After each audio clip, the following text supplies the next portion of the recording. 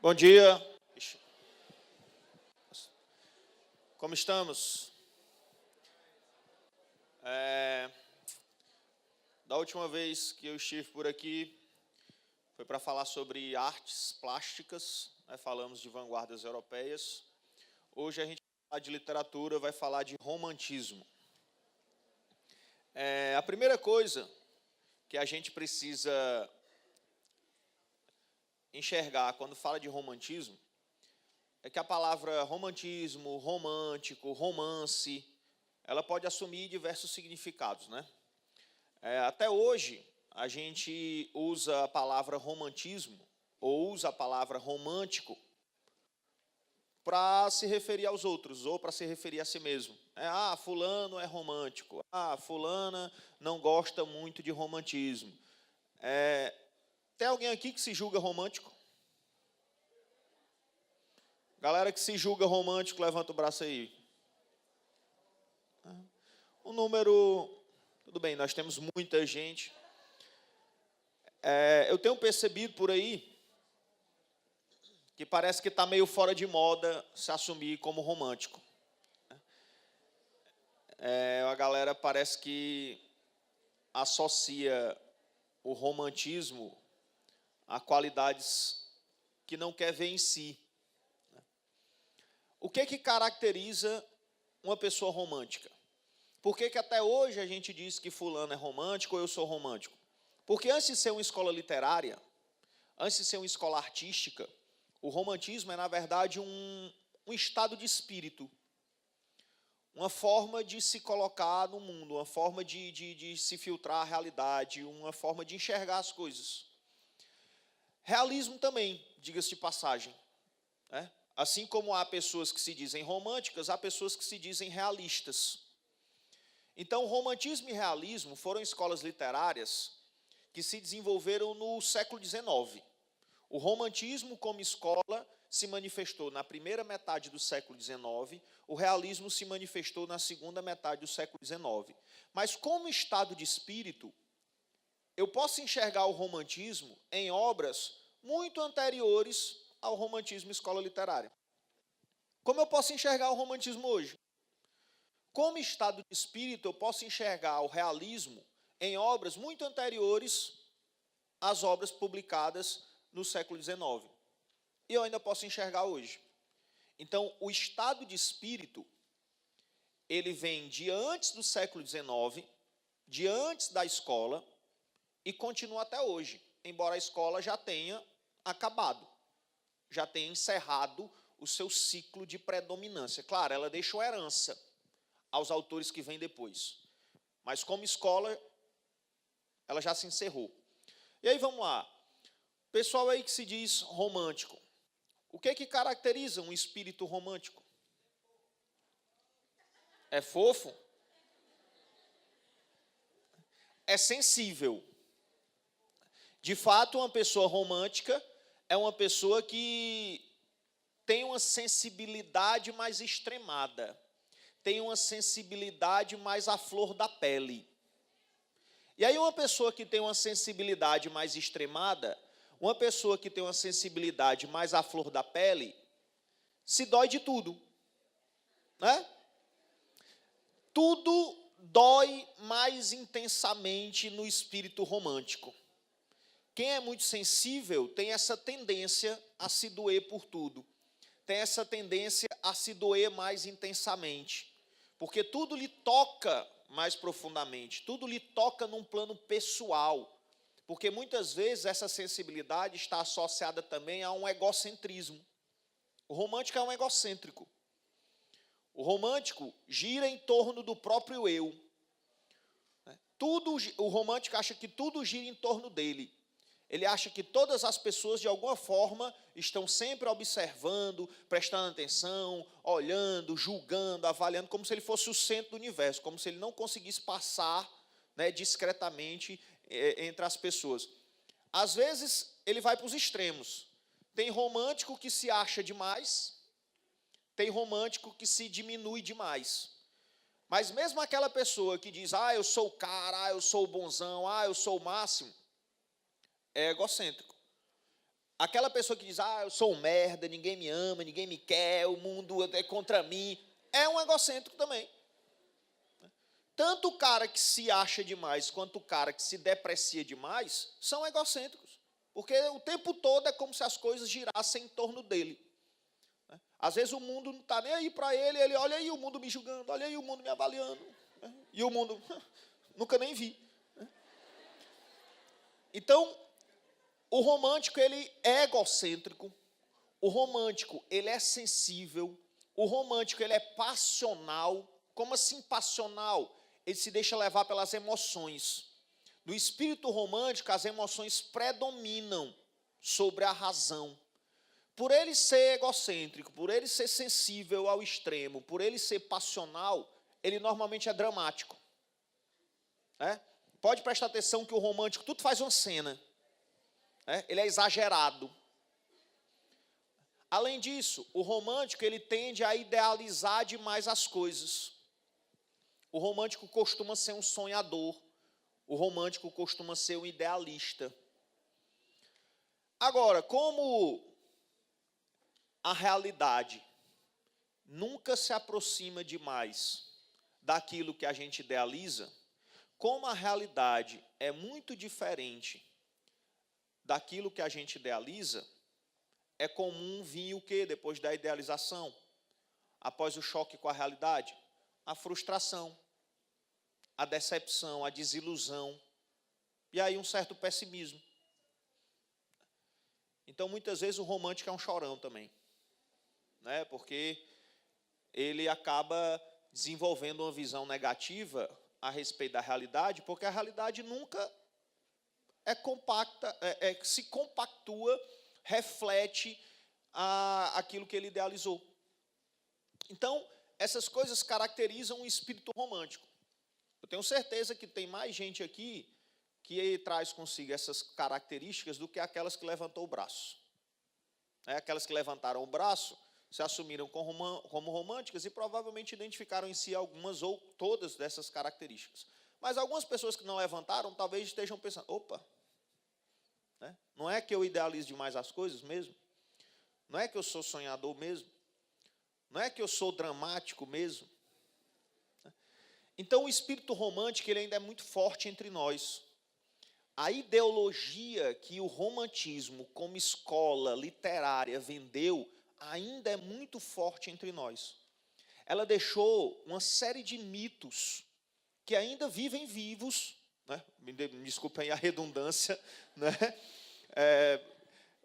o pleonasmo. Por exemplo, quem aqui acha que o amor, se amor de verdade, ele não acaba? Olha aí, que fofinho, Que cuti-cuti. Parabéns, vocês estão no início do século XIX ainda. Você achar que o amor, se é amor de verdade, ele não acaba, ele supera todos os obstáculos, ele sobrevive a tudo, é um pensamento tipicamente romântico. Romântico, início do século XIX. E é uma baita de uma idealização. Mas é uma baita de uma idealização. Basta você usar a sua razão um pouquinho para você perceber o quanto isso é idealismo. Primeiro, nós vivemos num planeta com 7 bilhões de pessoas. Você acha mesmo que só um ser humano nesse universo de 7 bilhões de pessoas é capaz de lhe despertar o amor? Rapaz, essa história da alma gêmea, essa história da metade da laranja, como diria o Fábio Júnior, essa coisa do aquele que veio para me completar. Isso é idealização romântica. 7 bilhões de pessoas, amigo, no planeta. Só uma vai ser capaz de lhe despertar o amor? Sério? Você acha isso? Você achar que o amor sobrevive a tudo, na verdade é perigoso. Quem costuma achar que o amor sobrevive a tudo, costuma a colocar o amor em riscos desnecessários, diga-se. O amor é um ingrediente dentro de uma relação. Sabe qual é a maior causa de divórcio? Uma das maiores causas de divórcio no mundo e no Brasil? Problema financeiro. Conta atrasada. Não tem amor que resista a um bocado de conta atrasada. Não tem um amor que resista a uma pessoa morrendo de trabalhar, fazendo sacrifício para pagar as contas, e a outra sendo perdulária, gastando dinheiro à torta e à direito por aí. Para um relacionamento dar certo, além de amor, é preciso companheirismo, é preciso parceria, é preciso sacrifício, é preciso uma porrada de paciência, mas é muita paciência, não é pouca não. É preciso respeito, admiração mútua. Ah, professor, quer dizer que eu não posso conhecer uma pessoa hoje, a gente se apaixonar, a gente começar a namorar, a gente casar, ter uma reca de filhos, viver 70 anos juntos e velhinhos fazer um pacto de morte, os dois se matarem no mesmo dia, que é para um não ter que viver sem o outro? Pode acontecer, é muito improvável, mas pode acontecer. Agora, não pode acontecer também de você se apaixonar por uma pessoa hoje, pelo que aquela pessoa é hoje, e aquela pessoa mudar? E aí? Não pode acontecer de você se apaixonar por uma pessoa hoje, e você mudar, e as suas necessidades mudarem, e as suas expectativas em relação ao outro mudar, e você começar a ir por um caminho, e a pessoa ficou estática no mesmo caminho, parada. E aí? Você acha que esse amor não vai se desgastar? Qual é o amor que sobrevive ao desrespeito? Qual é o amor que sobrevive à violência? Qual é o amor? Às vezes é ilusão. Às vezes é ilusão. E aí a gente vê por aí muito relacionamento de merda que se mantém puramente por causa da ilusão. Ah, eu amo. Ah, eu amo. Eu preciso lutar por esse amor. E o cara te traindo com qualquer rabo de saia. Ah, eu amo, eu preciso lutar por esse amor. E o cara sendo grosseiro e violento contigo. Ah, eu amo, o meu amor vai redimi-lo. Minha filha, você não é Aurélia Camargo e ele não é Fernando Seixas. O romantismo já passou. Então, é complicado você idealizar demais as coisas. É complicado você idealizar demais uma pessoa, é complicado você idealizar demais uma relação. E o que não falta no romantismo é a idealização. Essa palavra é uma das palavras centrais. Pensou em romantismo, pensou em idealização. O romântico, ele idealiza tudo. O romântico idealiza o amor, o romântico idealiza a mulher, o romântico idealiza o herói, o romântico idealiza a pátria, ele é nacionalista. O romântico idealiza o índio, ele idealiza a natureza, ele idealiza o passado. Então, falou de romantismo, falou de idealização. Vamos lá, vamos entrar nas características gerais do romantismo. Como eu disse, o romântico ele é um egocêntrico. A gente vai ver na literatura romântica um verdadeiro culto ao eu. Tudo no romantismo gira em torno do eu o tempo todo. O romântico, ele não olha a realidade como ela é. Ele olha a realidade como ele gostaria que fosse. Ou então ele olha a realidade, na verdade, ele sente a realidade. É como a realidade impacta sobre ele. É sempre uma carga emocional e subjetiva. Ele filtra a realidade sempre subjetivamente. Porque ele é egocêntrico. O romântico não retrata a realidade como ela é objetivamente, mas como ele a vê, como ele a sente. A realidade é retratada a partir do seu ponto de vista, numa atitude pessoal e íntima. Assim, a noção de beleza, por exemplo, deixa de ser agregada ao equilíbrio e à harmonia das formas, passando a ser relativa. Porque lembra que no classicismo, o que a gente tem antes do romantismo como escola? O arcadismo. O arcadismo é também conhecido como neoclassicismo.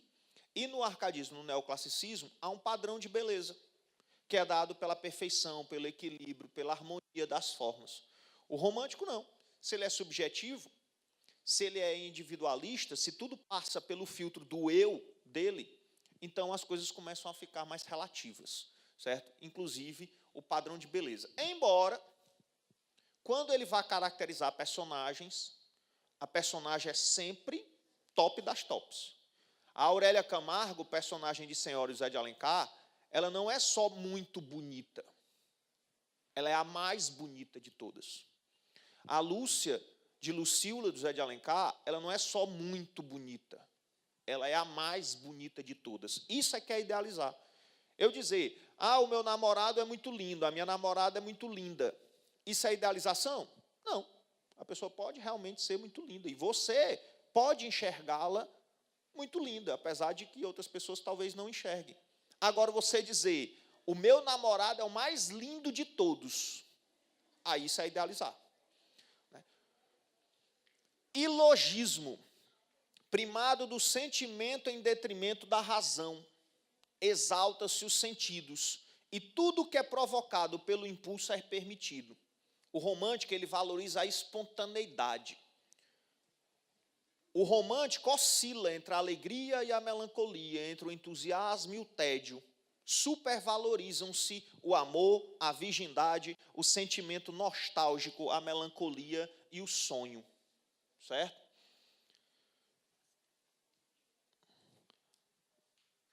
Aí, tem uma pessoa aqui mais desiludida, deve ter sofrido alguma coisa.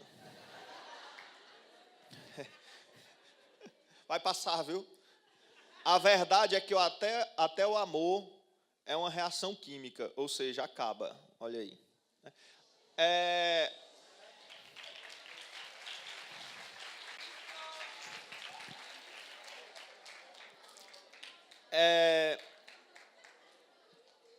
O modernismo tentou combater algum desses mitos românticos.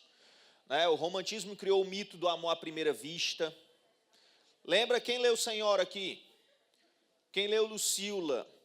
Quem leu Helena? Quem leu a Moreninha? O Guarani? Lembra como é que é o amor no romantismo? É amor à primeira vista. Mocinho encontra mocinho, os olhares se cruzam, as almas se comunicam, pronto. Já se amam ali. Meu irmão, como é que você ama o que você não conhece?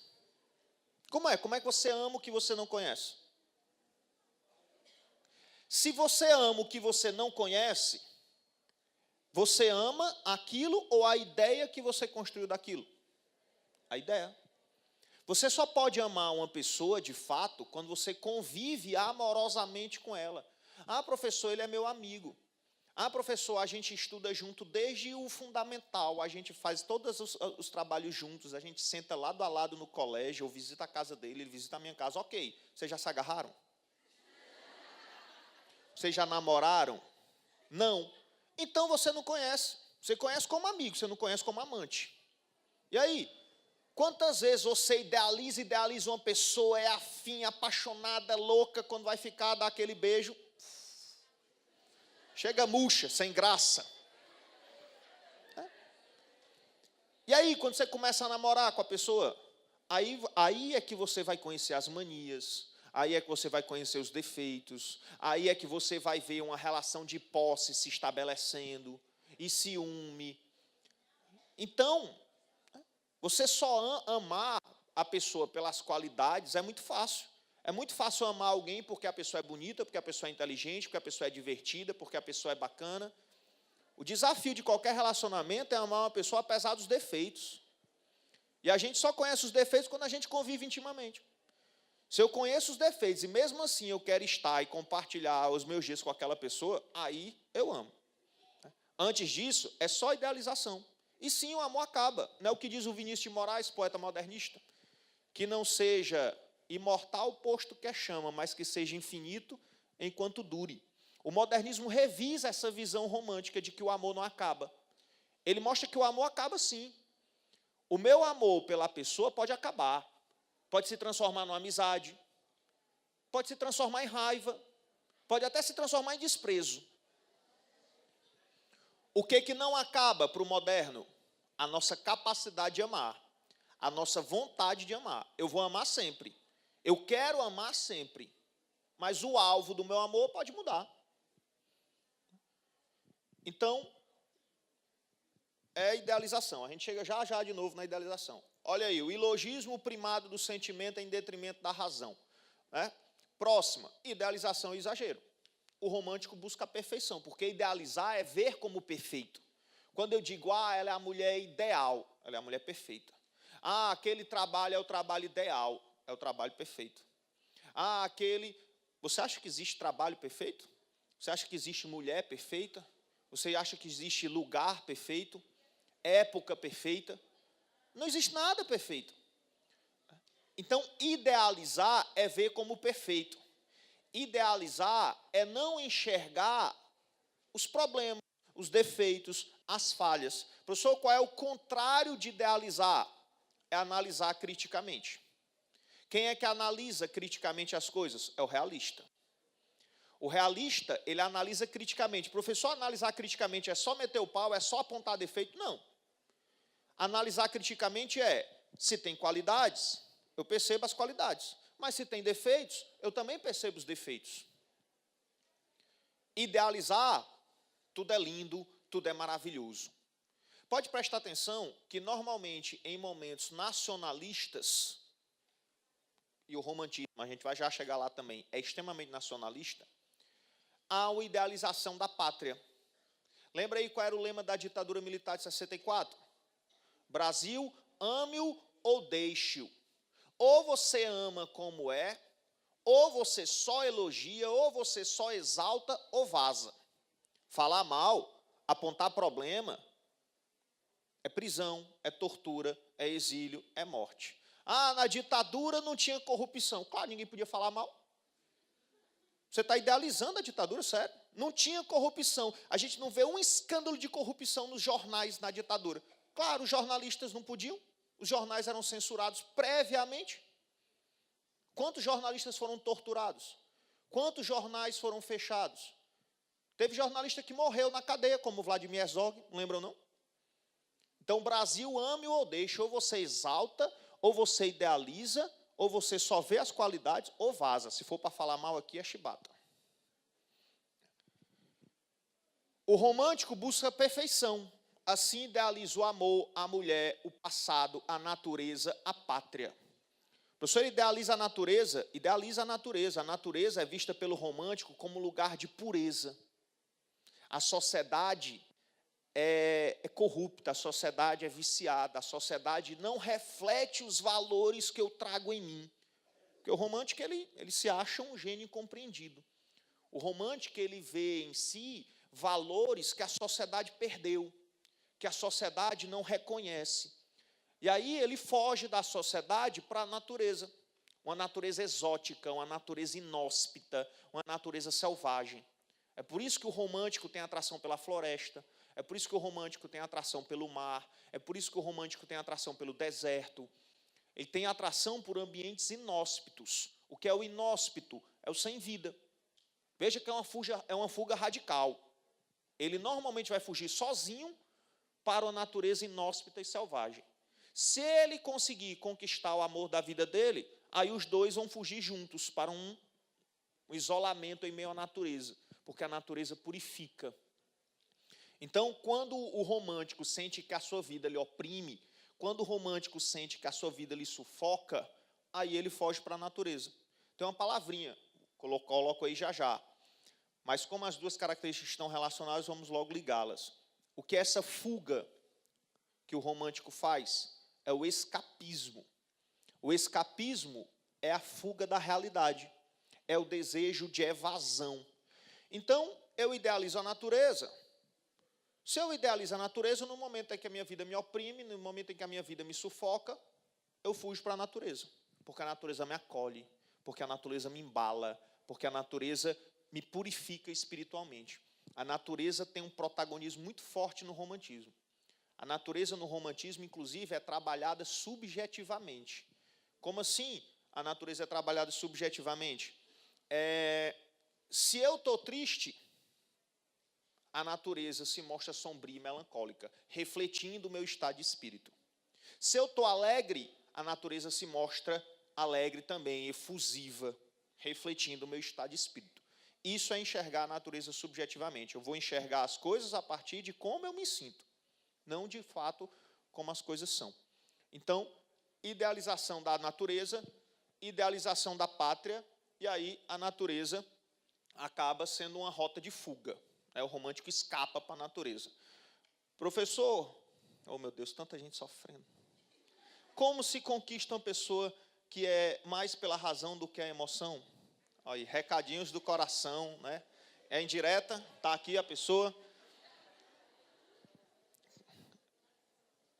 Conselheiro amoroso, né? Infelizmente não temos tempo para isso aqui.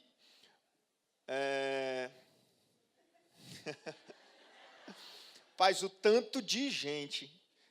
Eu acho que todo colégio onde eu trabalho devia me pagar um segundo salário como psicólogo amador, né? Porque o tanto de gente que vai para a rede social me pedir conselho, desabafar suas dores de cotovelo, né? É um negócio incrível. Mas vamos lá. Culto ao fantástico e senso de mistério. O mundo romântico abre-se com facilidade para o mistério, para o sobrenatural. Por exemplo, o personagem Drácula é um personagem romântico. O personagem Frankenstein é um personagem romântico. É o romantismo que começa a explorar literariamente esse universo sobrenatural, esse universo fantástico, misterioso. Representa com frequência o sonho, a imaginação. O que acontece na obra é impossível de acontecer na realidade. O romântico não está preocupado com verossimilhança. O que é a verossimilhança? É o construir um enredo que se pauta pela realidade. É o construir um enredo que é um reflexo, é um espelho da realidade. É aquela história, você lê e você sabe que aquilo ali é ficção, que aqueles personagens foram criados pelo autor. Mas aquelas situações que ele representou podem acontecer. Isso é verossimilhança. Você vai ao cinema, assiste a um filme e você sabe que aquilo ali é ficção. Mas você sabe que tudo aquilo ali que está sendo representado poderia acontecer na realidade. E pode até estar acontecendo naquele momento. Agora, quando você vai para o cinema, assiste a um filme e diz, mentira, isso aí não acontece nunca, é porque não há verossimilhança. E o romântico não está preocupado com a verossimilhança. O romântico não está preocupado no seu enredo, na sua poesia, em retratar a realidade como ela é de fato. É imaginação, coisas absurdas podem acontecer. Por exemplo, lá em o Guarani, o Peri luta sozinho com um tigre, de mãos nuas, imobiliza o tigre, dá um mata-leão no tigre, não, mata-tigre, né? Que nem é tigre, na verdade a gente sabe que é onça, né? Mas José de Alencar chama de tigre. Ele enforca o tigre até o tigre desmaiar, amarra as pernas do tigre e leva para a Ceci ver, porque a Ceci tinha dito que tinha vontade de ver um tigre. O Peri luta com mais de 200 índios inimigos sozinho e vence. Então, o Peri é o nosso Capitão América, né? Faz coisas impossíveis. Então, o que acontece na obra é impossível de acontecer na realidade, pois é fruto da pura fantasia, não carece de fundamentação lógica. Pessimismo. A impossibilidade de realizar o sonho absoluto do eu gera a melancolia, a angústia, a busca da solidão, a inquietude, o desespero, a frustração, que leva, às vezes, ao flerte com a morte, solução definitiva para o mal do século. O que é o mal do século? Eu já vi alguns professores por aí, até alguns livros. Infelizmente, essa visão está sendo mais superada e os livros mais modernos já trazem uma perspectiva, né, mais correta. Mas tem gente que acha que o mal do século era a doença que matou, inclusive, vários dos autores românticos, né, a tuberculose. Não era. O mal do século é um estado de espírito. É um estado de espírito marcado pelo quê? Pela melancolia, pelo tédio. Pessoal, como assim um tédio? É aquele tédio, domingo à tarde, eu não tenho o que fazer? Não, é um tédio da vida, é um tédio da existência. A vida não tem mais sentido, a vida não tem mais cor, a vida não tem mais graça.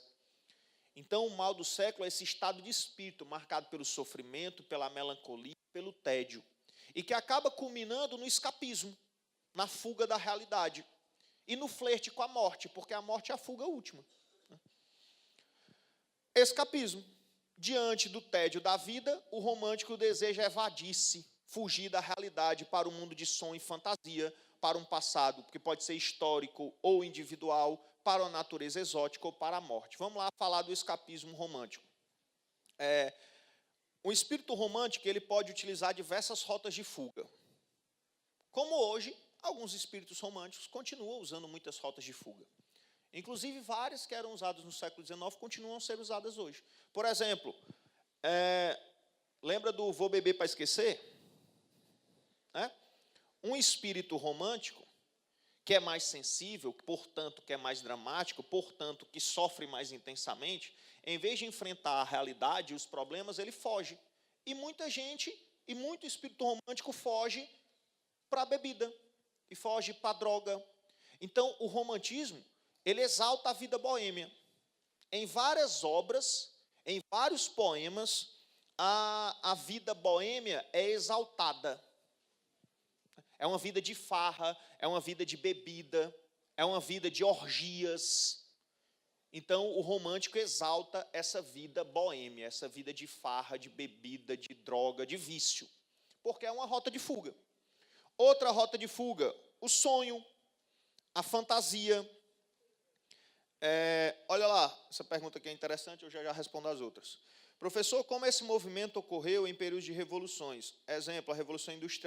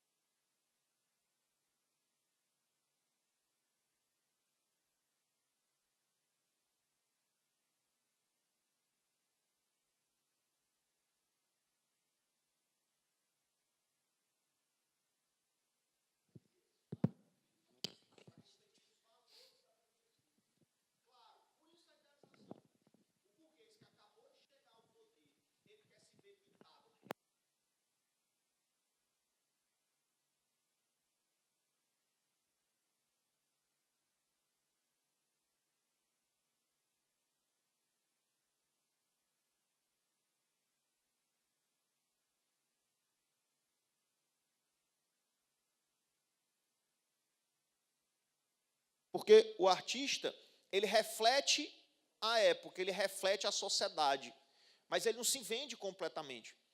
Então, veja, para o romântico, o amor é a mola mestra da sociedade. É isso que a burguesia quer vender.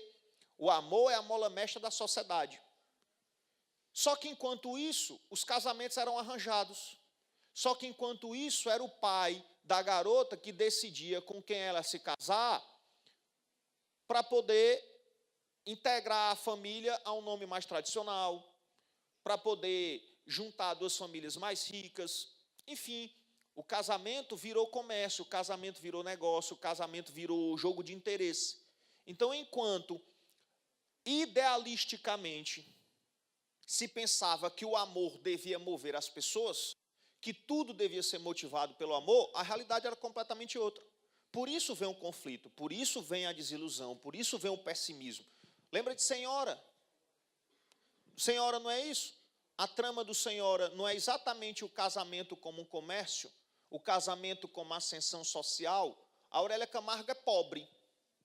Ela é linda, ela é inteligente, ela é elegante, ela é educada. A mulher é top das tops, mas é pobre. E aí, como ela é pobre, os playboyzinhos da sociedade carioca não querem casar com ela.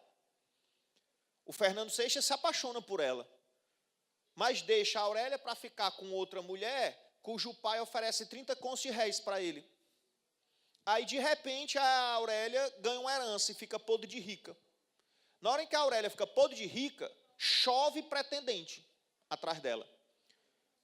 Ora, eu sou a mesma pessoa que eu era ontem, e eu não tinha nenhum pretendente. E o homem que eu amava e que dizia me amar, me deixa para ficar com outra que pagou 30 contos de réis por ele, e agora eu estou cheio de pretendentes, então essas pessoas estão atrás de mim pelo que eu sou ou do meu dinheiro? Do meu dinheiro. E ela não aceita isso, e ela se revolta contra isso. Tanto que ela zomba dos pretendentes dela, ela atribui preço aos pretendentes dela. Os caras ficam lá cortejando a Aurélia, ela olha para um, você eu pagaria de dote para casar com você 30 contos de réis. Você, eu pagaria de dote para casar com você 50 contos de réis. Você ficaria me devendo. E eles engoliam essa zombaria dela porque queriam conquistá-la pelo dinheiro dela, pelo dote que ela teria que oferecer para casar com eles. Porque toda mulher, para casar, num casamento na alta sociedade, o pai tinha que oferecer um dote. Então eles estavam atrás do dinheiro dela mesmo. E ela se vinga como? Comprando o cara que abandonou ela antes. Ela compra o Fernando Seixas, ela exige um recibo do Fernando Seixas. Então toda a trama se desenrola nesse sentido. Só que no romantismo o amor redime.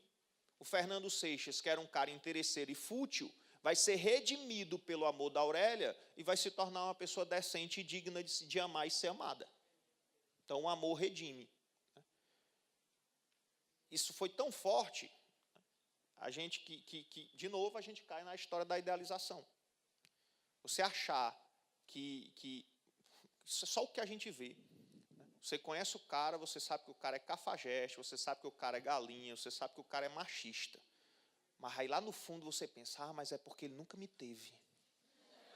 Comigo, não, comigo vai ser diferente. Deixa ele me conhecer, para você ver como ele vai mudar. E aí você acha que o sapo vai virar príncipe pela força do amor. Minha filha, tem gente que nasceu para ser sapo. Né? E você pode morrer de beijar, ela vai continuar um cururu na sua frente. Né? Então, essa história de que o amor redime nem sempre dá muito certo. Dá certo no romantismo, toda a vida. Né? No romantismo, né, a Lúcia é outra que é redimida pelo amor. Então, tem vários exemplos de obras no romantismo que vêm nessa ideia do amor redimindo o personagem, corrigindo as falhas de caráter. No romantismo isso é muito bonito, na vida real nem sempre funciona. Outra rota de fuga do romântico, o passado. Já ouviram aquela história do, na minha época não era assim. Né? Todo mundo acha que a época da sua infância foi melhor do que a época de hoje. Né? Nós temos uma tendência a olhar para o passado idealizando o passado. Tanto o passado histórico, como o passado individual. Na Europa, essa idealização do passado histórico culminou com o quê? Com o medievalismo. O romântico olhou para a realidade dele e viu uma realidade interesseira, preocupada só com o dinheiro, preocupada com a ascensão social, que não se movia pelo amor, que não refletia os valores que ele julgava que a sociedade deveria refletir. Aí ele vai buscar isso onde? No passado. Na Idade Média. Na Idade Média nós tínhamos o cavaleiro medieval. O cavaleiro medieval era forte, era corajoso, era esbelto, era altruísta, se sacrificava por causas nobres, era honrado, era leal, era fiel, enfim. O cavaleiro medieval era perfeito. Aí ele traz como personagem o cavaleiro medieval. É o herói de quem ele orgulha de descender. Nós aqui no Brasil tivemos cavaleiro medieval. Então, quando o nosso romântico volta ao passado para procurar um herói, ele encontra quem? O índio. Lá na Europa, essa idealização e essa fuga ao passado histórico resulta no medievalismo. Aqui no Brasil, resulta no indianismo. O índio brasileiro é o cavaleiro medieval europeu. As mesmas características que o romântico europeu aplicou a um cavaleiro medieval, um romântico brasileiro aplicou ao índio. O peri é lindo, o peri é forte, o peri é corajoso, o peri é honrado, é fiel, o peri se sacrifica pelas causas nobres, é altruísta, é perfeito. Há também a idealização do passado individual. Como é essa idealização do passado individual? É a infância. Vocês aí que estão na casa dos 17, 16, 18 anos, já ouviram a seguinte frase? Olhe, aproveite, você está vivendo a melhor fase da sua vida. Já ouviram essa? Quando eu tinha 17 anos, que um adulto chegava para mim e dizia, Steller, aproveite, você está vivendo a melhor fase da sua vida. Eu confesso que bati um desespero. Porque eu pensava, eu não acredito. Quer dizer que é essa merda aqui para pior? Eu não acredito. Porque, convenhamos, ser adolescente, pelo amor de Deus, você é imaturo, você é inseguro, você tem uma tendência desgraçada para tomar decisões ruins, você é dependente emocional e financeiramente dos outros. Eu que era feio, tímido, não pegava ninguém, era pior ainda. E aí o cara vinha para mim: aproveite, você está vivendo a melhor fase da sua vida. Eu, meu Deus, não pode. Depois eu fui perceber que, na verdade, isso é idealização do passado. Quando eu vejo um adulto dizendo para um adolescente que ele está vivendo a melhor fase da sua vida, eu já sei que eu estou diante de um adulto frustrado. Ele é frustrado com a sua vida de adulto, ele não suporta bem as pressões, as cobranças que a vida de adulto lhe impôs, e aí ele idealiza o passado. Aí ele lembra da época da adolescência, mas fazendo um recorte. Ele não lembra das inseguranças, ele não lembra das decisões ruins, ele não lembra de tudo que há, né, na vida de adolescente que você gostaria de esquecer de fato. Ele só lembra do quê? Quando eu era adolescente, eu quase não tinha problema. Quando eu era adolescente, qual era a minha preocupação na vida? Passar no vestibular? Quando eu era adolescente, eu tinha papai e mamãe para me ajudar e passar a mão na minha cabeça e resolver os meus problemas. É muito fácil você, adulto frustrado, olhar para a adolescência, quando você podia se dar o luxo de ser razoavelmente responsável, porque tinha alguém ali para lhe acolher e lhe dar a mão, e você idealizar essa fase. Então é natural, a gente olha sempre para o passado, idealizando o passado, quando o presente nos oprime, quando o presente nos sufoca. Se você se realizou, se você, apesar dos desafios, você vive uma vida satisfatória, que lhe agrada, você construiu uma rotina que é bacana, por que eu vou idealizar a minha adolescência? Por que eu vou querer voltar para a minha adolescência? Nunca que eu vou querer voltar para a minha adolescência. Voltar para os meus 17 anos, Deus me livre. Sim, eu tenho hoje problemas muito maiores, eu tenho cobranças muito maiores, eu tenho desafios muito maiores do que os que eu tinha quando eu tinha 17 anos. Mas o ideal é que eu também tenha desenvolvido ferramentas para lidar melhor com esses problemas, não é não? Essa é a questão. Quando eu sou adolescente, eu tenho esses problemas aqui, são pequenos. Mas eu tenho essas ferramentas aqui para lidar com eles. As minhas ferramentas são compatíveis, o meu nível de maturidade é compatível. Agora, quando eu vou crescendo, os meus problemas vão aumentando. O ideal é que as minhas ferramentas também aumentem. Agora, tem gente que os problemas aumentam e as ferramentas continuam as mesmas. Aí o cara se oprime. Aí o cara se sente sufocado pela vida adulta. Aí olha para o passado: tempo bom, eu era feliz e não sabia. Né? E é muito interessante isso, porque a gente idealiza o passado, mas não pode voltar para o passado. Aí o que a gente quer? Queimar etapas e antecipar o futuro. O cara é adolescente, o cara que é criança, ele quer virar adolescente. Aí quando ele vira adolescente, ele: meu irmão, que merda. Como era bom ser criança, eu era feliz e não sabia. Eu não quero mais ser adolescente não, eu quero logo crescer, eu quero sair do colégio, eu quero chegar logo na faculdade. Aí o cara chega na faculdade: meu irmão, que merda. Tão bom o tempo de colégio, eu era feliz e não sabia, quero voltar. Mas não pode voltar não. Então eu quero logo sair da faculdade e começar a trabalhar. Aí começa a trabalhar: meu irmão, que merda. Eu só trabalho, pago conta, boleto, eu vivo ou pago boleto? Eu não aguento mais. Eu quero voltar para a época de faculdade, mas não pode voltar. Então eu quero me aposentar. Aí você aposenta: que merda. O aposentado é um... Mas não é assim. É desse jeito. O presente me oprime, o presente me sufoca, eu idealizo o passado, quero voltar para o passado. Mas eu não posso voltar para o passado, aí eu quero antecipar o futuro. É o romântico. É o tédio da vida. Outra rota de fuga é o sonho, a imaginação, a fantasia. Eu não sei se tem alguém aqui que gosta de sonhar acordado. Gosta? Quando eu era adolescente, que eu vivia aquela adolescência de merda, que eu era liso, que eu não pegava ninguém, que eu não viajava para lugar nenhum, que eu tinha uma porrada de insegurança. Aí o que eu fazia? Eu me deitava, e para eu não ser soterrado por essas inseguranças, pelos meus defeitos que eu não conseguia combater, como a timidez, pela liseira, a vontade de conhecer o mundo todinho e não poder, porque não tinha grana para isso. Aí o que eu fazia? Eu me deitava e começava a sonhar acordado.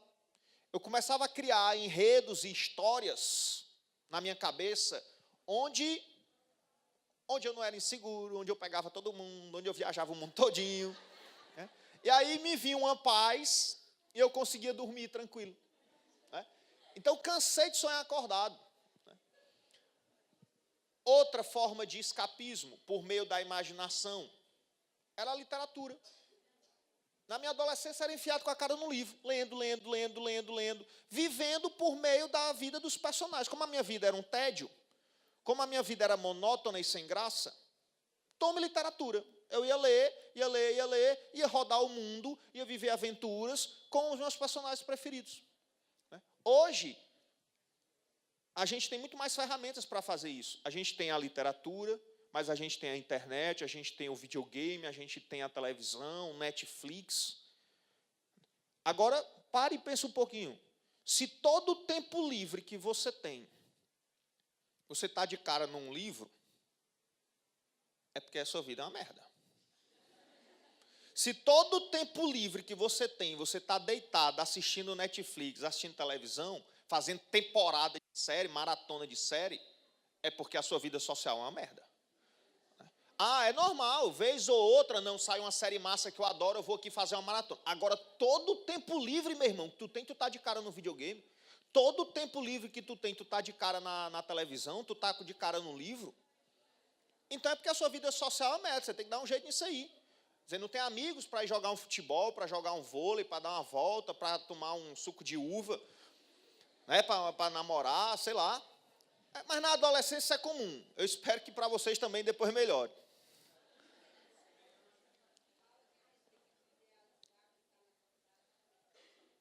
Como?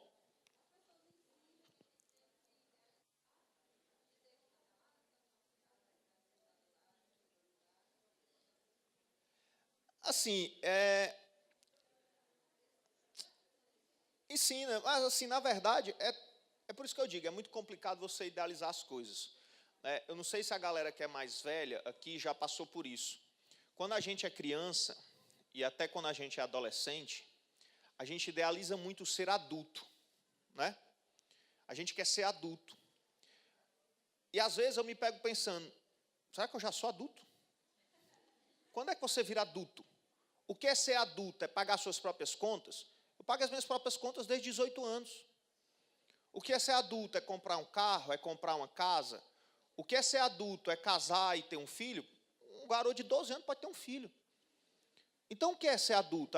Quando a gente olha para o adulto, a gente pensa no adulto como? É aquele ser que sabe tudo. É aquele ser que resolve tudo. É aquele ser que é seguro, que sabe o que quer, que sabe aonde vai, que sabe aonde tem que chegar. E a gente quer essa segurança, e a gente quer essa certeza. Mas, irmão, não, a gente nunca vai ter isso. A gente nunca vai ter essa certeza de que está fazendo tudo certo. A gente nunca vai ter aquela certeza de que todos os nossos passos estão nos levando aonde a gente quer chegar. Muitas vezes a gente vai quebrar a cara, a gente vai se arrepender, a gente vai precisar dar 2 passos para trás, para depois voltar a caminhar para frente. Às vezes o pai e a mãe da gente, o meu pai e a minha mãe, às vezes transpareciam isso para mim. Qualquer problema minha mãe resolvia. Ainda hoje resolve. Ainda hoje resolve. Quantas vezes eu não paro e penso, meu Deus, por que eu não ouvi minha mãe? Quantas vezes a minha mãe diz, meu filho, não faça isso, vai dar merda. Aí eu, não, mãe, vai dar certo. Aí vai dar merda. Aí ela chega para mim com aquela cara de eu avisei. Né? Eu digo logo, mãe, por favor, eu já sei, deu merda, você me avisou, mas se tem uma coisa que dá raiva, é ter uma pessoa com razão perto de você quando você está errado. Então, por favor, né, não venha não. Então, assim, nenhum caminho é fácil. Todos têm problemas, todos têm obstáculos, a gente sempre vai precisar aprender com os erros, enfim. O problema é porque, às vezes, a nossa vida ela é condicionada por determinadas coisas que estão para além de nós. Eu costumo dizer o seguinte, uma pessoa pode nascer com 3 grandes qualidades. Ela pode nascer rica, bonita ou inteligente. Né? Eu nasci feio e liso. Aí eu descobri que eu era um tantinho inteligente. Então, eu tinha que usar essa inteligência para quê? Para estudar. E estudar, tentar conseguir né, uma condição de vida melhor do que a dos meus pais. Eu lembro que eu tive um momento de desespero no terceiro ano. Fazer o pré-vestibular, como vocês, eu tive uma grande epifania. Lembra o que é epifania? Lembra esse conceito? Clarice Lispector. A gente fala de epifania quando fala com vocês da Clarice Lispector. O que é epifania? Aquele momento de revelação. É quando você tem uma realidade lhe cercando e você não enxerga, até que algo besta, algo banal, abre seus olhos para aquilo. Eu lembro que eu estava fazendo meu terceiro ano, assistindo uma aula de matemática, e não entendendo nada. E aí o professor, aí teve um colega meu que começou a frescar lá atrás, o professor disse alguma coisa, parou a aula para dar aquele sermão, né?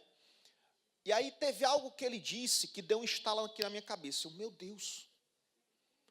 Na verdade, eu não disse meu Deus, eu disse um palavrão, mas como eu estou sendo gravado, né, eu pensei um palavrão, né? O meu Deus quer dizer que eu estar aqui assistindo essa aula de matemática, não entendendo nada, ouvindo esse sermão do professor, já estava decidido para mim antes de eu nascer.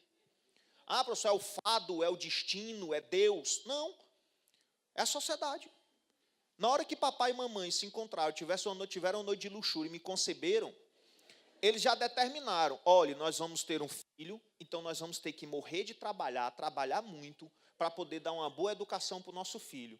Para o nosso filho frequentar uma boa escola, passar no vestibular, entrar numa faculdade, para arranjar um bom emprego, para o nosso filho poder ter dinheiro para comprar boas coisas, para o nosso filho poder ter uma família, para o nosso filho poder ter um filho, e colocar o filho dele numa boa escola, para o filho dele passar no vestibular, entrar na faculdade, conseguir um bom emprego, para ter boas coisas, para ter um filho, para colocar o filho dele.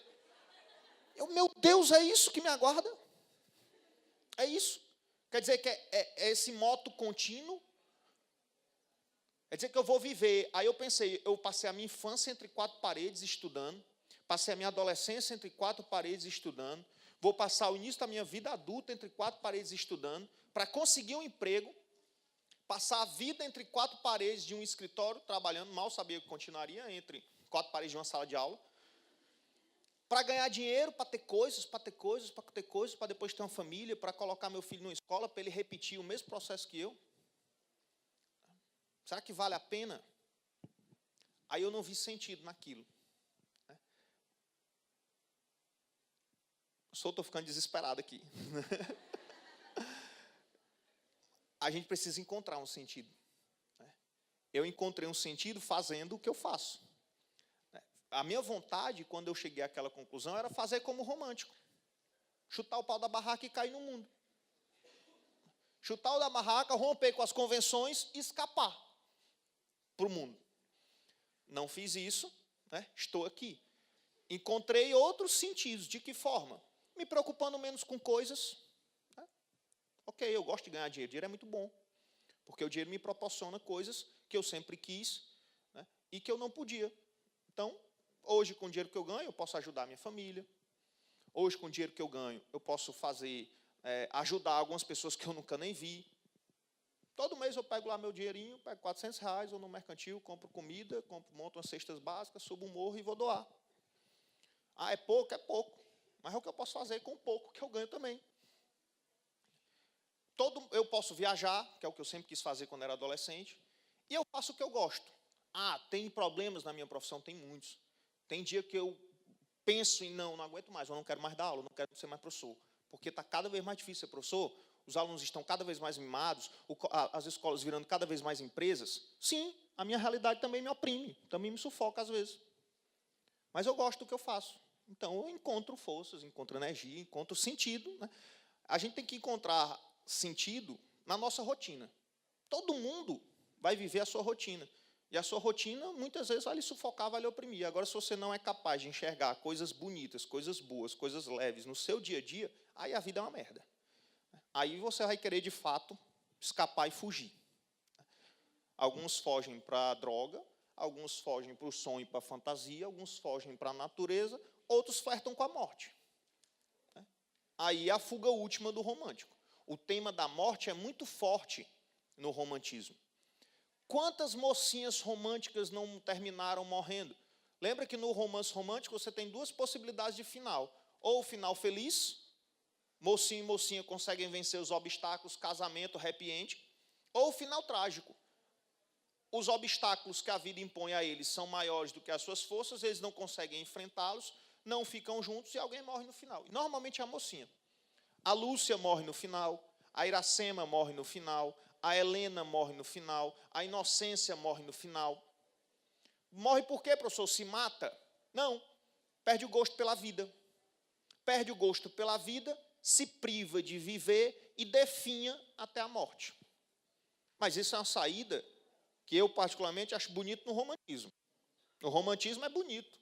Se sacrificar pelo amor, no romantismo é bonito. Mas nem tudo que é bonito no romantismo, na vida real, é válido. Então, quando a gente é liso, respondendo um pouco mais objetivamente a pergunta, eu vou dar um exemplo do meu irmão em casa, porque é sempre bom a gente dar exemplos pessoais. Meu irmão é filho de liso também. Né?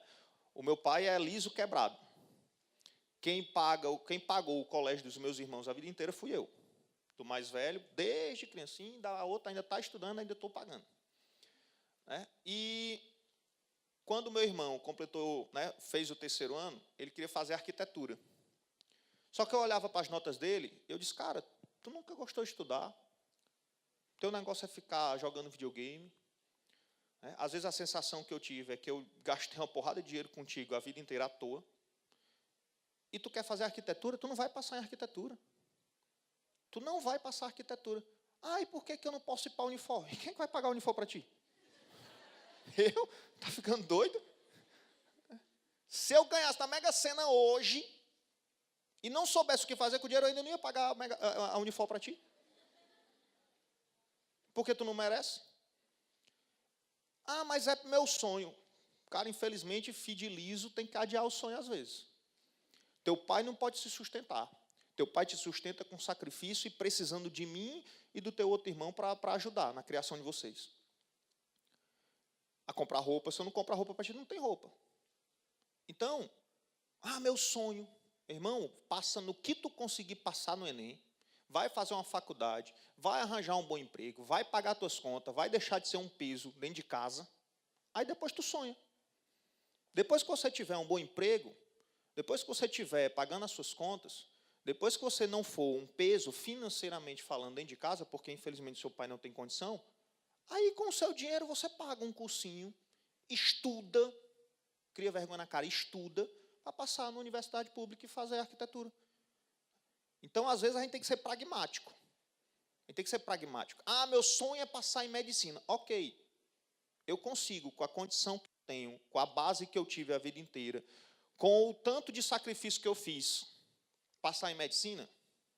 Não. Então, vale a pena você passar 5 anos tentando? Veja as suas condições. Para o meu irmão, eu achava que não. Ele tinha que ser pragmático, porque em casa as condições eram financeiramente muito difíceis. Toda vida que as pessoas vêm conversar comigo, é comum, o aluno vem conversar comigo e está aí chorando, mas eu não consigo estar só passando a mão na cabeça. Eu vou mostrar a realidade como ela e muitas vezes ela é dura. Então, eu preciso estar na faculdade, a faculdade vai ser um paraíso? Não, não vai. A faculdade não vai ser um paraíso. Mas ela vai lhe dar ferramentas para você encarar a sociedade de uma maneira melhor e crescer. Você tem, assim, de novo lá em casa a gente tem uns exemplos. Você tem 3 possibilidades de crescer na vida. Ou você tem tudo fácil, de mão beijada, porque você é herdeiro. Alguém aqui é herdeiro? Papai e mamãe vai deixar herança e vida tranquila? Não, eu também não. Ou você tem um dom para fazer alguma coisa. Você tem um dom. A minha irmã tem um dom. A minha irmã é uma ótima vendedora. A minha irmã é uma ótima vendedora. Ela lhe convence a você comprar coisas que você nunca imaginou que podia precisar. E não precisa. Então, hoje a minha irmã ganha muito bem, obrigado, ganha mais do que eu, vendendo. Nunca gostou de estudar. Reprovou várias vezes, foi expulsa do colégio. A minha irmã era vagabunda total na escola. Mas tinha esse dom.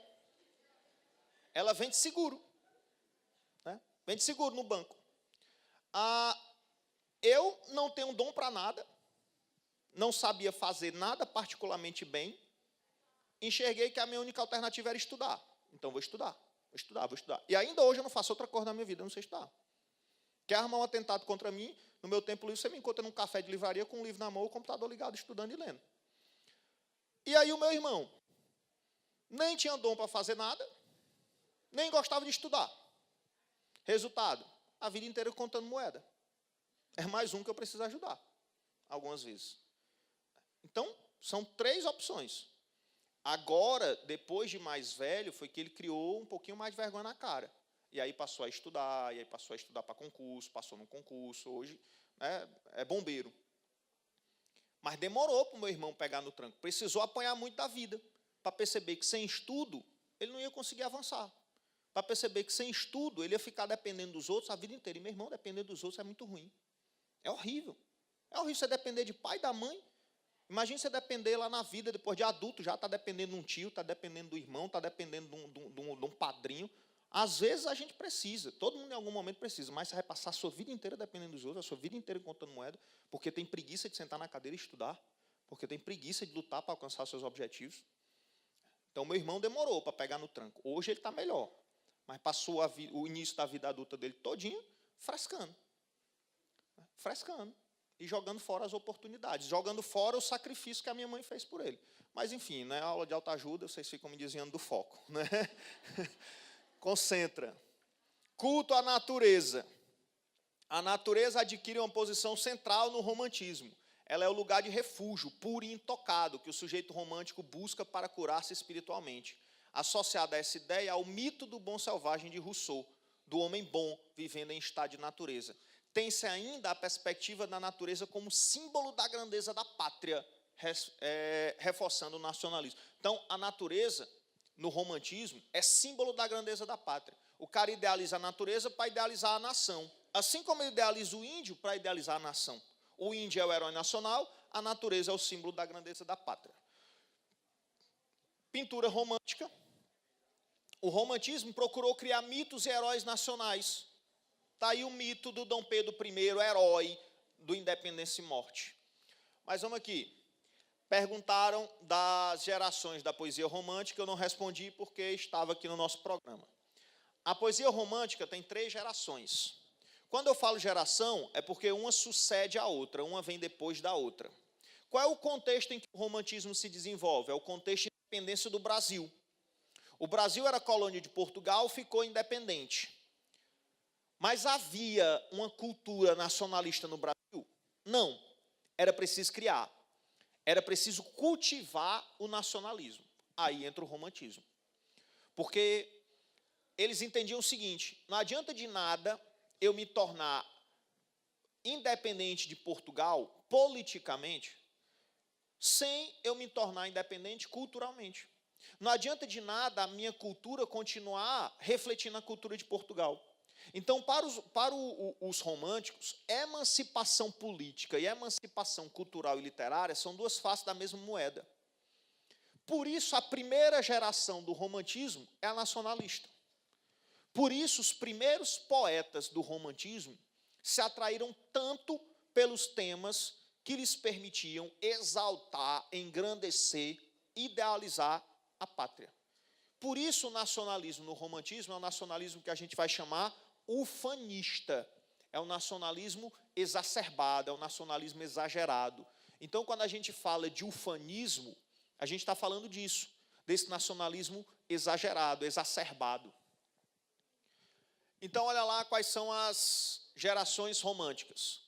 Primeira geração é a geração nacionalista. O grande nome dessa primeira geração é o Gonçalves Dias. Segunda geração é a geração individualista ou subjetivista. O grande nome dessa segunda geração é o Álvares de Azevedo. Terceira geração é a geração social ou condoreira. Vem de condor, né? um primo da águia e do falcão. O grande nome dessa geração é o Castro Alves. Cada geração tem um tema específico, que se desenvolve num combo de temas, vamos dizer assim, mas todas as gerações falam de amor.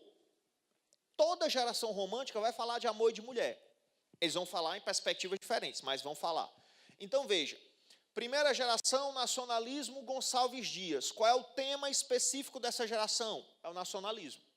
Como é que esse nacionalismo vai se manifestar? Na idealização do índio como herói nacional, na idealização da natureza como símbolo da grandeza da pátria e na saudade da pátria, no sentimento de exílio.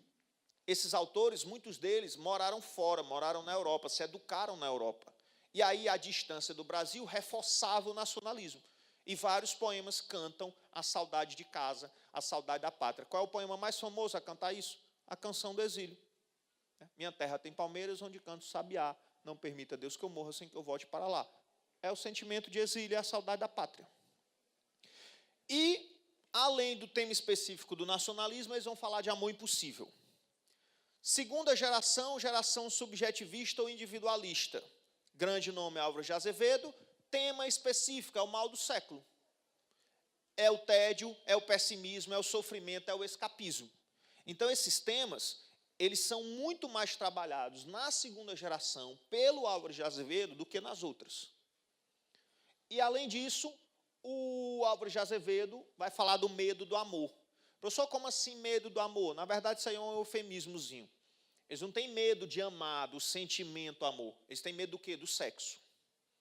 Para o ultrarromântico, para a segunda geração, amor e sexo não devem caminhar juntos na mesma figura feminina. Como assim? A mulher que eu amo, ela deve permanecer pura, casta e virgem. Ela não deve ser desejada. A mulher com quem eu satisfaço o meu desejo sexual não é digna de ser amada. Professor, por que isso? Porque a visão é o seguinte: eu quero um amor perfeito. Eu quero um amor eterno. Para esse amor ser eterno, ele tem que ser puro e casto. Para ele ser puro e casto, ele não pode se realizar fisicamente. Então, para eu amar esta mulher sempre, ela tem que ser perfeita. E para ela ser perfeita, ela tem que ser pura. Então, não pode rolar sexo. É por isso que na poesia do romantismo, no ultrarromantismo, a gente vai ter, às vezes, duas mulheres diferentes. Tem a mulher da vida, tem a prostituta, tem a mulher com quem o eu lírico satisfaz os seus desejos, e tem a mulher amada, que é sempre pura, casta e virgem. Que, inclusive, normalmente está dormindo. A imagem da mulher dormindo é muito forte na segunda geração. Por quê? Porque dormindo, ela se reveste de uma aura angelical. Dormindo, o eu lírico pode estar perto dela sem ser ameaçado pelo desejo. Quando ela acorda, ela se sensualiza. Quando ela se sensualiza, ela desperta o desejo dele. Aí ele sofre, porque ele não pode desejar a mulher amada. Desejar a mulher amada gera sofrimento. Na terceira geração, é a geração social. Condoreira, Castro Alves é o grande nome. Qual é o tema específico da terceira geração? É a abolição. É a denúncia da escravidão. Além disso, eles vão trabalhar o amor erótico. Então, veja, todos trabalham amor, mas em perspectiva diferente. Primeira geração, amor impossível. Eu amo, ela me ama, mas a gente não pode ficar junto porque a sociedade impede. Segunda geração, medo do amor. Eu amo, ela me ama, a gente não deve ficar junto para esse amor permanecer puro e eterno. Terceira geração, amor erótico. Eu amo, ela me ama, a gente vai se agarrar para comemorar. É um amor mais maduro, mais erótico, é um amor mais... Enfim. Além disso, temas específicos. Primeira geração, nacionalismo. Segunda geração, mal do século. Terceira geração, denúncia da escravidão. A gente ia ler alguns poemas aqui, analisá-los, mas vamos fazer isso fazendo as questões, que é melhor. Quanto tempo eu tenho? Só de curiosidade. Pronto, o problema do romantismo é esse. Porque como o romantismo é muito forte, fala de coisas que são muito pessoais para todos nós e que são universais, aí é muito fácil a gente acabar trazendo a literatura para a vida cotidiana. Eu acho que é para isso que serve mesmo. A literatura é uma ferramenta para a gente refletir melhor sobre quem a gente é, sobre a sociedade, sobre o meio que a gente está inserido. A escola é que tenta colocar a literatura naquela caixinha. Não adianta eu ficar decorando característica. Não é para isso que serve a literatura. A literatura serve para eu me entender melhor, para eu me enxergar melhor, para eu enxergar os meus problemas melhor. Enfim. Vamos lá. Olha aí a questão... Página 14, questão 3. Olha, a canção tamoio do Gonçalves Dias. Gonçalves Dias é primeira geração é nacionalismo, é idealização da natureza e do índio. Porém, se a fortuna, traindo teus passos, te arroja nos laços do inimigo falaz, na última hora teus feitos memora, tranquilo nos gestos, impávido, audaz, e cai como tronco do raio tocado, partido, rojado por larga extensão. Assim morre o forte, no passo da morte, triunfa, conquista mais alto brasão. Olha isso, é alguém dizendo para o seu interlocutor como é que ele deve morrer. Como é que ele deve morrer? De cabeça erguida, demonstrando coragem, impávido, audaz. Assim morre o forte, no passo da morte, triunfa, conquista mais alto brasão. Quem é que fala isso, professor? É um índio, pai, para o seu filho índio. Então ele está dizendo para o filho como o filho deve lidar com a vida e como ele deve encarar a morte. E um índio, um guerreiro, um índio honrado, deve encarar a morte de cabeça erguida, com coragem, com audácia. Não deve ter... Nesse mesmo poema, tem uma passagem que o índio pai diz assim: o homem que é forte não teme da morte, só teme fugir. Então a única coisa que um índio guerreiro deve temer é a covardia. É desonrar o seu nome, a sua tribo, a sua raça. A morte não. No fragmento poético de Gonçalves Dias, um pai explica ao filho como se comporta um guerreiro no momento da morte. Esse conselho demonstra que os românticos viam os índios como retrato de uma sociedade em crise, pois eles estavam sendo dizimados pelos colonizadores europeus que tinham grande poder militar, de modo cruel, uma vez que, em lugar de criticar as constantes lutas entre tribos rivais, eles preferiam falar dos aspectos positivos da violência, de modo idealizado, com os valores próximos aos das cruzadas europeias, quando era nobre morrer por uma causa considerada justa, como símbolo de um país que surgia sem nenhuma influência dos valores europeus e celebrando apenas os costumes dos povos nativos da América, ou com base no mito do bom selvagem, mostrando que eles nunca entravam em conflitos entre si. Item C. Os românticos viam o índio de forma idealizada. Então, C de coisa. Olha aí a questão 2. Se eu tenho de morrer na flor dos anos, meu Deus, não seja já. Eu quero ouvir na laranjeira à tarde cantar o sabiá. Meu Deus, eu sinto e bem vês que eu morro respirando esse ar. Faz que eu viva, Senhor, dá-me de novo os gozos do meu lar. Dá-me os sítios gentis onde eu brincava lá na quadra infantil. Dá que eu vejo uma vez o céu da pátria, o céu do meu Brasil. Se eu tenho de morrer na flor dos anos, meu Deus, não seja já. Eu quero ouvir cantar na laranjeira, à tarde cantar o sabiá. Aí o texto 2 é um texto crítico. A ideologia romântica, argamassada ao longo do século XVIII e na primeira metade do século XIX, introduziu-se no Brasil em 1836. Durante 4 decênios, imperaram o eu, a anarquia, o liberalismo, o sentimentalismo, o nacionalismo, através da poesia, do romance, do teatro e do jornalismo. De acordo com as considerações de Massu Moisés, no texto 2, o texto 1 centra-se no imperativo do eu, reforçando a ideia de que estar longe do Brasil é uma forma de estar bem, já que o país sufoca o eu lírico. No nacionalismo, reforçado pela distância da pátria e pelo saudosismo, em relação à paisagem agradável onde o lírico viver a sua infância. Na liberdade formal, que se manifesta na opção por versos sem métrica rigorosa e temática voltada para o nacionalismo. Vixe, professor, essa história de métrica é complicado, eu vou ter que fazer aquele negócio de contar sílaba. Às vezes você não precisa perder tanto tempo fazendo isso, não. Olha para a cara dos versos. Você percebe que tem um certo padrão? Verso longo, verso curto, verso longo, verso curto, verso longo, verso curto. Tem um padrão. Então, provavelmente, há métrica aí. No fazer anárquico, entendida a poesia como negação do passado e da vida, seja pelas opções formais, seja pelos temas. Negação do passado romântico é idealização do passado. No sentimentalismo, por meio do qual se reforça a alegria presente em oposição a infância? Pelo contrário, olha o que ele diz: se eu tenho que morrer na flor dos anos, meu Deus, não seja já. Eu quero ouvir na laranjeira, à tarde, cantar o sabiá. Faz que eu viva, Senhor. Dá-me de novo os gozos do meu lar. Dá-me os sítios gentis onde eu brincava lá na quadra infantil. Então ele idealiza tanto a infância quanto a natureza. Idealizando a natureza, ele idealiza a pátria. Então qual é o item correto? B de Bacurim.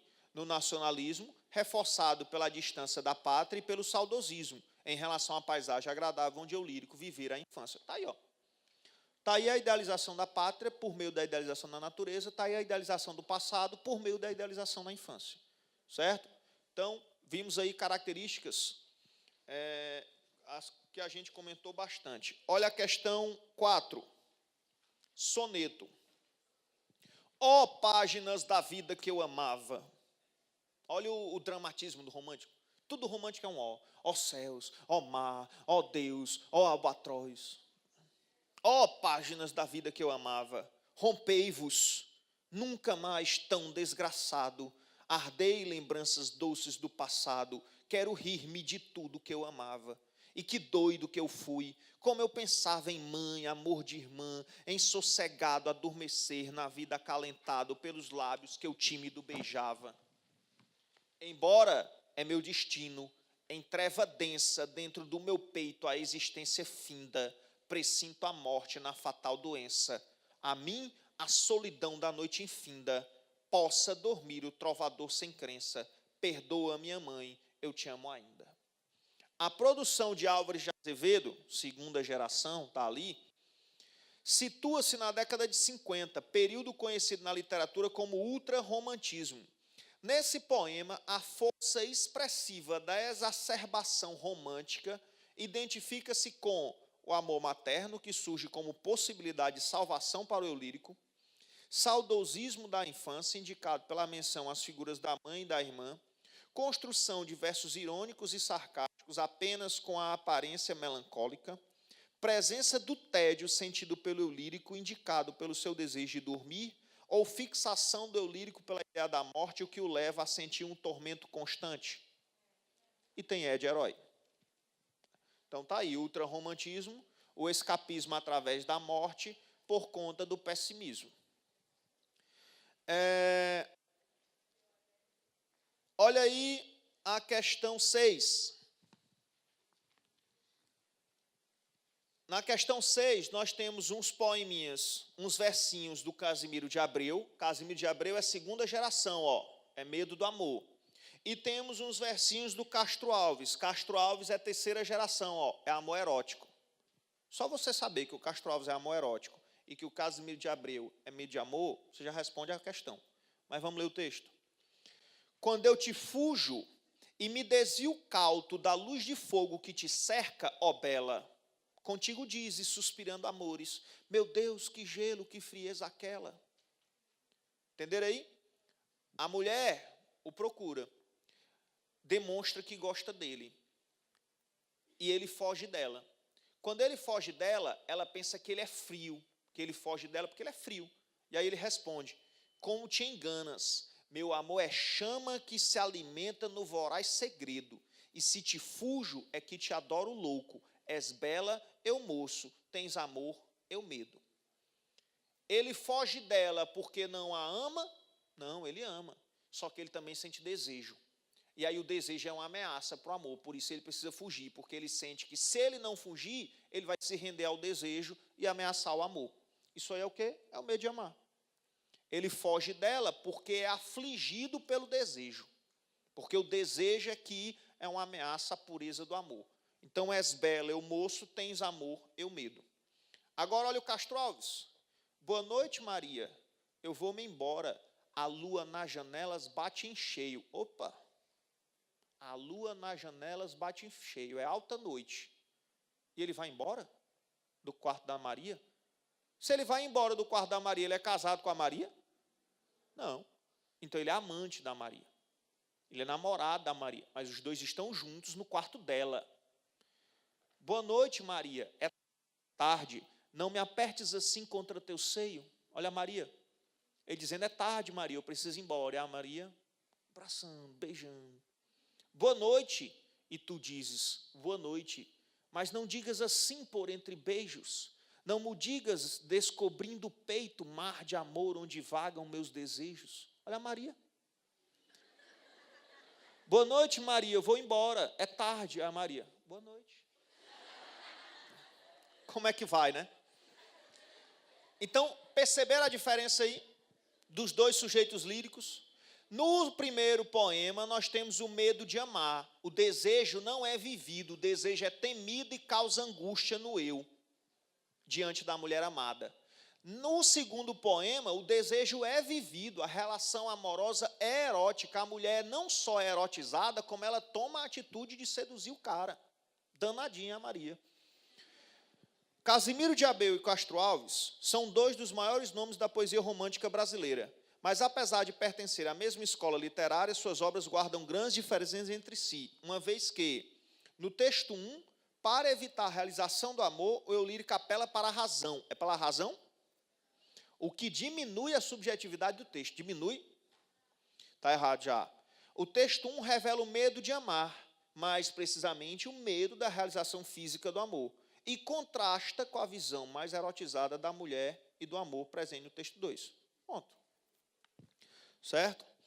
Olha aí a questão 8. Vamos falar do Castro Alves e seus poemas que denunciam a escravidão, que exigem a abolição. O Castro Alves, nos poemas abolicionistas, ele adotava um tom exaltado, um tom inflamado. A poesia abolicionista do Castro Alves era feita para ser recitada, cantada a plenos pulmões para auditórios numerosos. Era comum ele recitar os seus poemas abolicionistas nos teatros, nas universidades, em praça pública. Então era uma poesia muito exaltada, era uma poesia inflamada, era uma poesia hiperbólica, é uma poesia muito plástica. Professor, como assim plástica? Repleta de recursos sensoriais, visuais, sonoros. Então é uma poesia muito vívida, muito intensa. Olha lá. Ontem a serra leoa, a guerra, a caça ao leão, o sono dormido à toa sob as tendas da amplidão. Hoje, o porão negro, fundo, infecto, apertado, imundo, tendo a peste por jaguar, e o sono sempre cortado pelo arranco de um finado e um baque de um corpo ao mar. Ontem, plena liberdade, a vontade por poder. Hoje, cúmulo de maldade, nem são livres para morrer. Prende-os a mesma corrente férrea, lúgubre serpente nas roscas da escravidão. E assim, roubados à morte, dança lúgubre, coorte ao som do açoite e risam. Está ele falando sobre... Enfim, antes de eu comentar, vamos fazer, porque senão eu entrego. Castro Alves é o grande nome da terceira geração do romantismo, a chamada geração condoreira, e ficou conhecida como poeta dos escravos. Nesse fragmento do poema, o poeta vale-se do recurso do paralelismo de construção na primeira estrofe, abrindo mão de utilizado na segunda. Professor, como assim paralelismo? Veja que há um paralelismo porque a segunda estrofe reflete a primeira. Como? Ontem isso, hoje isso. Ontem isso, hoje isso. Essa estrutura ele repete na primeira e na segunda. Então tem paralelismo nas duas estrofes. O eu poemático aborda o problema da escravidão segundo um jogo de intensas oposições. Confere? Ontem, hoje. Isso não é uma antítese, não? Isso não é uma oposição, não? Ontem e hoje não são antônimos, não são palavras que se opõem. E ontem, o que havia na vida dos negros? Liberdade. Hoje, o que dá na vida dos negros? Escravidão. Está aí outra oposição. Ontem, plena liberdade, a vontade por poder. Hoje, cúmulo de maldade, nem são livres para morrer. Então, ele constrói duas oposições aí. Ontem, havia a liberdade, hoje, a escravidão. Então, já achamos o item correto, B de Bacurim. E aí, a 9. Considere as seguintes afirmações. O texto é um exemplo da poesia carregada de dramaticidade, própria de um poeta condor, que demonstra conhecer bem as lições do mestre Vitor Hugo. Está certo, Vitor Hugo era o modelo poético do Castro Alves. Vitor Hugo é o autor de Os Miseráveis. que também fazia uma obra romântica de denúncia social. Então, Victor Hugo é o poeta francês, é o escritor francês, que servia de modelo para o Castro Alves. Quem é que servia de modelo para o Álvares de Azevedo, pessimista, melancólico, mal do século? Era o Lord Byron. Por isso a segunda geração também é chamada de byroniana. Trata-se de um poema típico da terceira fase romântica, voltado para auditórios numerosos, em que se destaca a preocupação social e o tom hiperbólico. Verdade. É possível reconhecer nesse fragmento de um longo poema de teor abolicionista o gosto romântico por uma poesia de recursos sonoros. Confere, ao som do açoite e risão. Olha como ele simula o som do chicote cortando o ar e açoitando os negros no porão do navio negreiro. Então, os 3 itens são corretos, item E de herói. Certo? Galera, deixa eu ver aqui algumas perguntas, se não for de alta ajuda.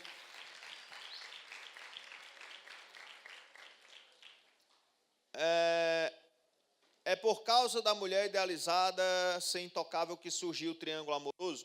Não é comum o triângulo amoroso no romantismo, não. É mais comum um triângulo amoroso no realismo, porque é no realismo que a gente vai ter o tema do adultério como um tema presente. Dom Casmurro, Machado de Assis, adultério.